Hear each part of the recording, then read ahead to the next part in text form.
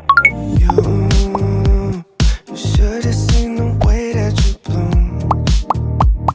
I think I saw your face in the...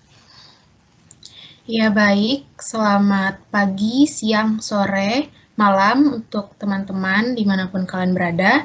Pada kesempatan kali ini kami dari kelompok 9 ingin mempresentasikan hasil diskusi kami mengenai sosial media dan big data sebagai pemenuhan tugas Internet of Things dengan Bapak Priyo Sidik Sasongko sebagai pengampu mata kuliah kami. Berikut adalah nama-nama anggota 9 kami. Ada Diva Nur Amalia Zakia, Fazira Putri Utami, Eklesia Sutia, saya sendiri, Septiani Nur Cahyanti, dan Dini Widya Ardianti. Untuk materi pertama akan dibawakan oleh Diva. Baik, yang pertama ada pengertian dari sosial media. Media sosial adalah media online yang mendukung interaksi sosial. Media sosial telah menjadi pilar utama dalam penyampaian informasi. Media sosial menggunakan teknologi berbasis web yang mengubah komunikasi menjadi dialog interaktif. Media sosial dapat dipergunakan untuk sosialisasi, program dan kebijakan, memperkenalkan produk dan potensi, memulihkan dan meningkatkan citra pariwisata, serta media sosial dapat digunakan sebagai sarana pembelajaran masyarakat. Hal ini sesuai dengan yang dikatakan oleh Suryani tahun 2014. Boleh di next. Selanjutnya ada pengertian dari Big Data. Big Data adalah kumpulan data yang volume datanya sangat besar, memiliki berbagai macam sumber data, oleh karena itu harus dikelola dengan menggunakan alat dan metode kinerja yang sesuai. Big Data adalah istilah yang digunakan untuk menggambarkan kumpulan data yang sangat besar dan kompleks yang tidak dapat diproses dengan alat administrasi, basis data tradisional, ataupun aplikasi pemrosesan data lainnya. Dari definisi tersebut, dapat disimpulkan bahwa karakteristik utama dari Big Data meliputi 3 hal yang paling sering disingkat 3V, yaitu volume, kecepatan, dan keragaman. Volume yang mengacu pada jumlah data yang harus dikelola dalam ukuran yang sangat besar. Kecepatan mengacu pada kecepatan pemrosesan data yang harus mengikuti jumlah data yang berkembang pesat. Sedangkan keragaman menggambarkan sifat-sifat sumber data yang sangat berbeda, baik database terstruktur maupun data tidak terstruktur. Hal tersebut sesuai dengan yang dikatakan oleh Marianto tahun 2017. Selanjutnya ada persamaan sosial media dan big data yang akan disampaikan oleh Fazira.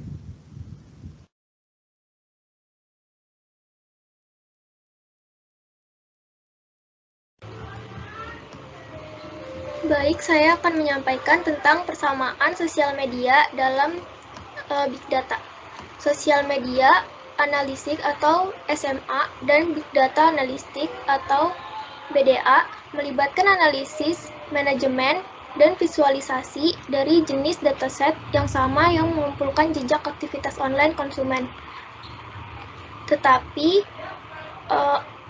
untuk alat analisis media sosial, sosial media analistik lebih komprehensif daripada big data analistik. Hal ini sesuai dengan yang dikatakan oleh Al-Fajri dan kawan-kawan pada 2019. Next.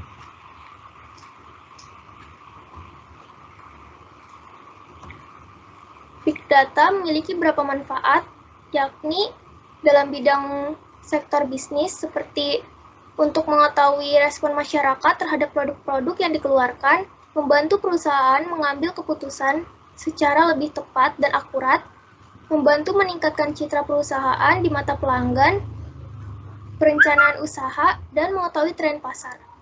Yang kedua ada sektor marketing.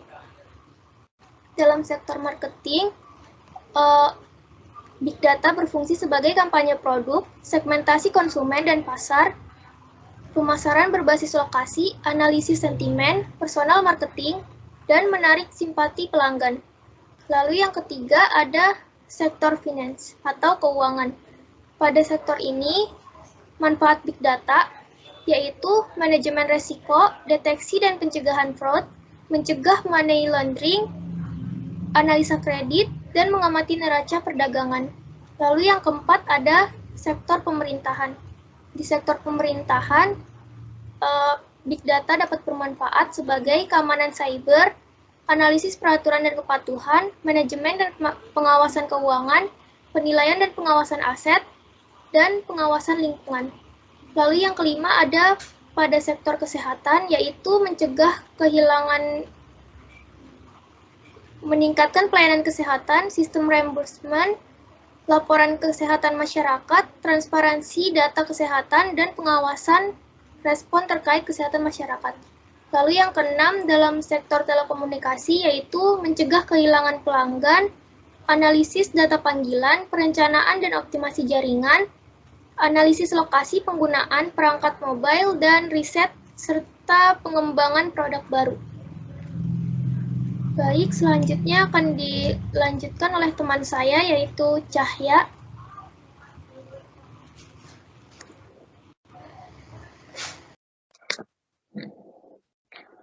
Selanjutnya ada tahapan pengolahan Big Data. Yang pertama ada Acquirate. Acquirate itu adalah berhubungan dengan sumber dan cara mendapatkan data.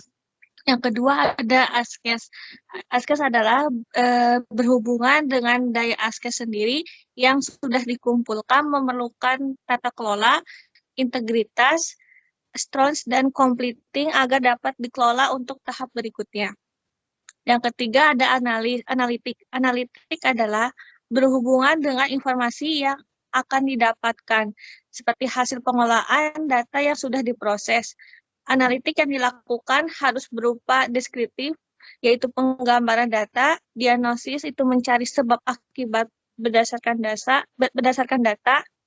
prediktif memprediksi kejadian di masa yang akan datang, dan perspektif analitik yaitu merekomendasikan pilihan dan implikasi dari setiap opsi. Dan yang terakhir application yaitu berkaitan dengan visualisasi dan reporting hasil dari analitik.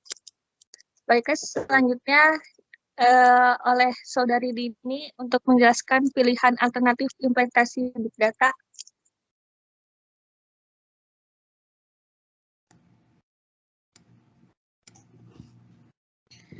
Baik, terima kasih Syahya. Selanjutnya ada pilihan alternatif Big Data. Metode apapun yang akan digunakan untuk analisis teks, korpus tetap menjadi unsur krusial. Hal ini terkait variasi korpus dalam bahasa Indonesia yang masih sangat terbatas. Adapun korpus yang cukup lengkap biasanya dimiliki oleh vendor tertentu dan bersifat tertutup untuk umum. Pembuatan korpus tersebut sangat penting karena dapat menentukan keakuratan hasil sentimen analisis. Tahap terakhir yang menjadi salah satu pertimbangan penting terkait bagaimana sistem Big Data tersebut akan diimplementasikan terhadap 3 opsi alternatif yang dapat dijadikan pertimbangan. Yang pertama ada membangun sistem sendiri, yang kedua ada berlangganan, yang ketiga ada membangun sebagian. Kelebihan dari membangun sistem sendiri, yang pertama ada membangun sistem untuk pengelolaan informasi publik, yang kedua ada keadaan informasi lebih terjamin karena dibangun dan dimiliki sendiri. Terus kekurangannya memerlukan tenaga SDM bidang keahlian tertentu, yang kedua ada membutuhkan server besar untuk menyimpan dan mengolah data. Yang kedua ada kelebihan berlangganan, yang pertama dan reliabilitas sistem dijamin oleh penyedia layanan. Yang kedua ada SDM yang diperlukan hanya sebagai pengguna. Yang kekurangan dari berlangganan, keberlangsungan sistem tertentu sehingga muncul ketergantungan. Terus yang kedua ada raw data, algoritma, dan korpus dipegang oleh penyedia layanan. Yang ketiga ada kelebihan dari membangun sistem. Sistem dapat dibuat sesuai kebutuhan. Terus yang kedua ada pengguna akan memahami sistem karena mengikuti proses tertentu. Kekurangan dari membangun sebagian. Yang pertama ada memerlukan orang untuk mengawal proses pembuatan. Yang kedua ada perlu menyediakan infrastruktur yang memadai. Selanjutnya ada contoh penerapan IoT yang akan disampaikan oleh Kezia.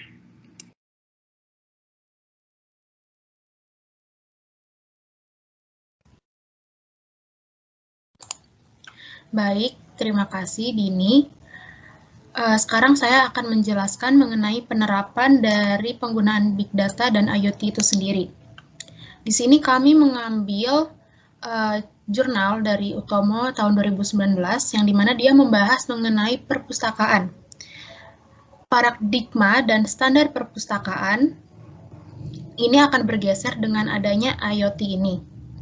Di mana yang kita tahu sebuah perpustakaan adalah sebuah bangunan konvensional yang hanya menyediakan buku-buku tercetak dan melayani sirkulasi atau peminjaman dan pengembalian buku kepada pemustaka.